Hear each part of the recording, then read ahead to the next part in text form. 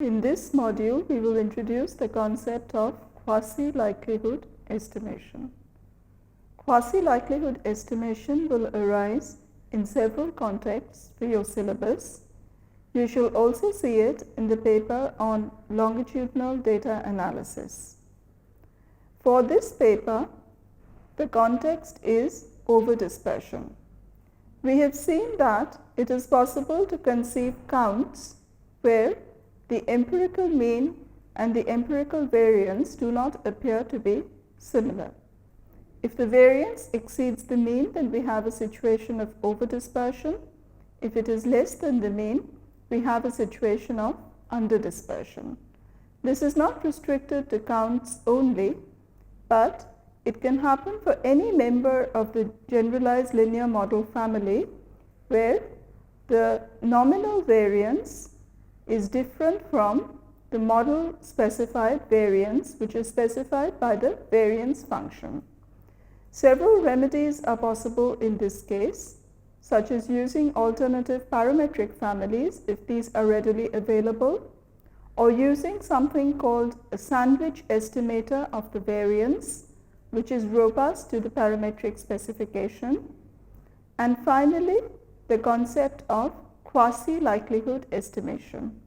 We shall explore this concept in more detail in this module, introduce the quasi-likelihood function, and see that it shares some properties with the maximum likelihood estimators. Learning objectives for this module. We shall first redefine the concept of overdispersion. Next, we shall see an application of techniques for overdispersion in the context of the physician visit data. We shall go more deeply into the technique of quasi-likelihood estimation, which we know is one means of modeling overdispersion. Quasi-likelihood estimation leads to estimators of the regression coefficients and not of the scale parameter. So finally, we shall look at a method of moments-based estimator for the scale parameter. Overdispersion occurs broadly when the nominal variance exceeds the model-based variance. This means, say for example, we have a generalized linear model and hence automatically a variance function. The variance function gives me an estimate of the model-based variance. However, suppose, say we have a categorical predictor. In that case, it is possible to group the outcome by the levels of the categorical predictor and to find the sample variance as well as the sample mean within each of the categories. This is termed the observed or the nominal variance. In the situation where the nominal variance is seen to exceed the model-based variance, we have a case of overdispersion. If our outcome is a count, this means that the nominal variance exceeds the nominal mean. In case of proportions, this would mean that the observed variance is greater than that specified by the model-based variance, which we know to be n pi into 1 minus pi. Just as we can define overdispersion, we can also define the concept of underdispersion. So, in this module, we shall be concerned with both situations, that of overdispersion as well as underdispersion. Broadly, our situation is that the nominal variance does not match the model-based variance. We have seen in a previous module some examples of situations where overdispersion can arise. The first example is when we have clustering in the population. So say we are looking at the prevalence of some genetic trait, and instead of looking at a random sample of individuals, we observe a population where the individuals are clustered into families and then look at the proportion within families. We can average these proportions to get an overall estimator of the prevalence within the population. However, such data will be prone to clustering, as we would expect the prevalence of the genetic factor to be similar within members of the same family and to be different across families. We have seen that clustered counts or clustered proportions can lead to a situation where the variance is not the same, but rather exceeds that specified by the normal, binomial, or Poisson variance. Overdispersion can also arise when we have subject-specific effects. This means, say for example, we are observing a count, and instead of having a situation where the rate parameter for the count is similar for all individuals, we have a situation where each individual can be assumed to have his own rate, which is not fully explained by the measured covariates, and that these rates also have another distribution across the population. So these can lead to distributions such as the beta binomial or the Poisson gamma, and we have seen that these again lead to overdispersion. Finally, overdispersion can also occur when the number of observations which we observe is not fixed by design but is random and has a probability distribution. Now, these three cases of overdispersion are rather unique in the sense that we know why the overdispersion occurs and hence can arrive at a parametric model for the overdispersion. So, for example, in the case of subject-specific effects, we could choose to use the beta binomial distribution for inference rather than the binomial distribution. There is also a fourth case where overdispersion can arise, and in fact, underdispersion too can arise in this situation, and this is when we have observational data. Now note that for observational data, we do not really know the true mean, but rather only the fitted mean. So for example, if we have model misspecification, say due to the fact that we have omitted a rather important covariate, we would not expect the observed variance and the model-based variance to be the same, and thus would have a situation of overdispersion. Let us first consider a recap of overdispersion using the physician visit data. Dave and Trivedi have analyzed data on 4,000 odd individuals covered by Medicare. The data is available from the data archive of the Journal of Applied Econometrics and also as an R dataset, davetrivedi.rda, in the Journal of Statistical Software. So the objective for this dataset was to model the demand for medical care in terms of the number of physician visits, in terms of covariates such as the health status variable hospital or the number of hospital stays, health, which is self-perceived health status, the number of chronic conditions, as well as socioeconomic variables like gender, school, and private insurance indicator. So here we see a histogram of the physician visits, and we can see that there is a lot of variation in the data in the sense that the number of physician visits has a very long tail. We can also perform more exploratory analysis of the data. So here we can look at the outcome by covariates, in this case by the covariate OFP. The plot to the left is simply a scatter plot of the data, while to the right the number of chronic conditions given by OFP has been categorized, and we can see from the box plots that there is a lot of variation in the data, and that it does not appear that the mean and the variance for this data set would be identical. So we would expect a situation of over-dispersion. The first technique which we apply to this data set is the standard technique of Poisson regression.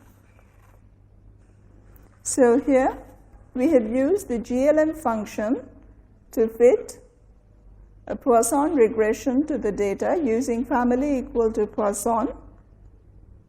So note that this means that we have used the canonical link, which in this case is the log link.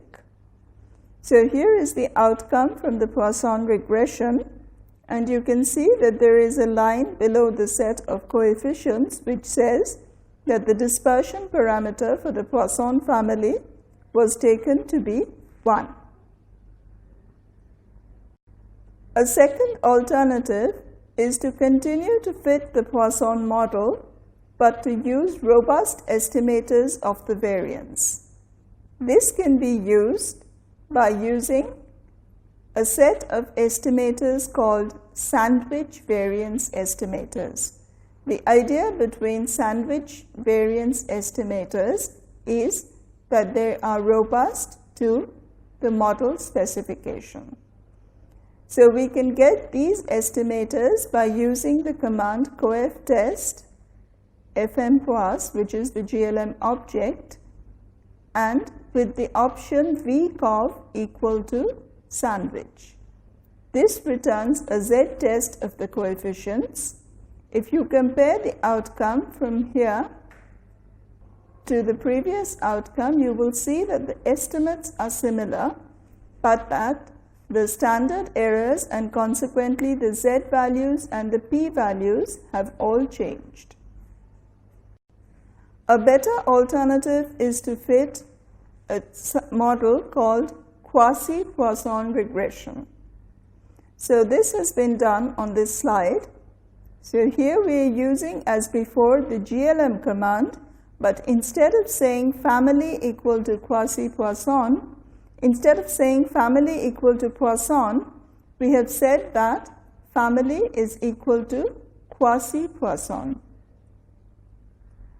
We have not specified the link, so note that the default link for the quasi-Poisson family is also the log link, and by running the summary command on our object, we get, as before, the set of coefficient estimates, standard errors, t values, and p values.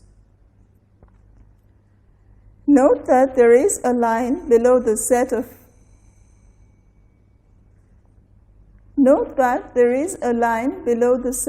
estimators which says that the dispersion parameter for quasi-Poisson family was taken to be 6.706. So contrast this to the outcome from the Poisson family, which said that the dispersion parameter was taken to be 1. This means that quasi-Poisson regression assumes that the variance function is not necessarily equal to the mean, but is equal to some scale parameter commonly denoted by phi times the mean, and from this data we estimate phi as 6.706. As this is clearly greater than 1, we have a situation of over dispersion. Before we go into quasi-likelihood estimation, which is the underlying technique for the quasi-Poisson option for the GLM family, let me, for the sake of completeness, mention an alternative parametric option, which is fitting negative binomial regression. So this can be accomplished within the GLM framework using glm.nb, and the syntax for this is given on this slide. As usual, it leads to a set of coefficient estimates, standard errors, z values and p values. Note that the dispersion parameter for the negative binomial family is taken to be 1. We have here a comparison of the estimates from the 3 sets of procedures, that is, the maximum likelihood estimators of the regression coefficients from the Poisson regression, the quasi-Poisson regression, and the negative binomial regression. In general, they are quite similar. However, if you compare the corresponding standard errors, you will notice that there is a difference. We shall next go into the details of quasi-likelihood estimation. First, let us look at the motivation for this technique. Now, let us suppose that we have outcomes for whom the true distribution is given by some distribution function g. Let us also suppose that if instead of g, we were to apply some distribution capital F, then the score equations under capital F are given by summation I1 to m SIF theta m hat equal to 0. We are assuming here that we have m individuals, that the distribution F is indexed by some parameter theta, and that SIF is equal to del log F del theta is the score function corresponding not to the true distribution G, but to the distribution F. We have then a result that theta m hat tends to theta star, such that expectation under G, which is the true distribution, of summation I1 to m SIF theta star equal to 0. Thus, the estimator theta m hat is asymptotically normal, and it can be shown that root m theta m hat minus theta star tends to the normal distribution with mean 0 and a variance of the form A inverse B A. For the details of the matrices A and B, you are referred to the paper by Wedderburn. The quasi-likelihood technique was introduced by Wedderburn in 1974. He defines the quasi-score function given by S beta, assuming that the parameter is beta, equal to summation 1 to m SI beta, where SI is the contribution to the score function from the ith individual. Assuming a GLM, this is equal to summation I1 to m del mu I del beta prime variance inverse yi beta phi into yi minus mu I beta equal to 0. Now, in saying that we have assumed a GLM, I mean, however, that we have only assumed the form of the variance function and not that the GLM holds in the sense of the parametric distribution. So, in fact, the quasi-score function is derived from a function called the quasi-likelihood given by q of mu y equal to summation 1 to m integral yi to mu I y minus t by a phi vt dt. We shall use this quasi-likelihood and the score functions from the quasi-likelihood to derive our estimators of beta. Note that construction of the quasi-likelihood function Q only requires us to know V as a function of t and thus does not require any parametric distributions. So to repeat here, we are making no distributional assumptions. We are only assuming that expectation y is mu I of beta, some known function of beta, and that the variance function variance of yi is given by vi equal to a phi into v of mu. Key properties of the quasi-score function are expectation of Si equal to 0 and variance of Si equal to minus expectation del Si del mu I. These key properties ensure that the behavior of the maximum quasi-likelihood estimators is quite similar to that of the maximum likelihood estimators. We use quasi-likelihood estimation to get estimators of the regression coefficients. However, we are also interested in getting an estimate of the scale parameter, and this is traditionally derived using a method of moments estimator, which states that A of phi hat is equal to 1 over m minus p summation I1 to m yi minus mu I hat square by v of mu I hat. You will recognize the term in the numerator to be the corresponding Pearsonian sum of squared residuals. In this module, we have introduced the concept of quasi-likelihood based estimation. For this paper, quasi-likelihood based estimation arises in the context where we have over-dispersed or under-dispersed data. The concept of quasi-likelihood is due to Wedderburn, introduced in a 1974 paper, and it is a more general concept. The idea is to define a function called the quasi-likelihood function, which closely mimics the properties of the likelihood function and hence leads to estimators with some attractive properties. The quasi-likelihood function can be defined in terms of the mean and the variance, and thus construction of the quasi-likelihood function does not require us to specify anything more than the variance function, which specifies how the variance is related to the mean.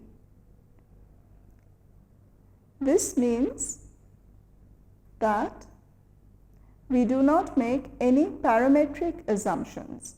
However, say for example we define something like v mu equal to mu, which we know holds for the Poisson family of distributions, and it turns out that the distribution of y is indeed Poisson.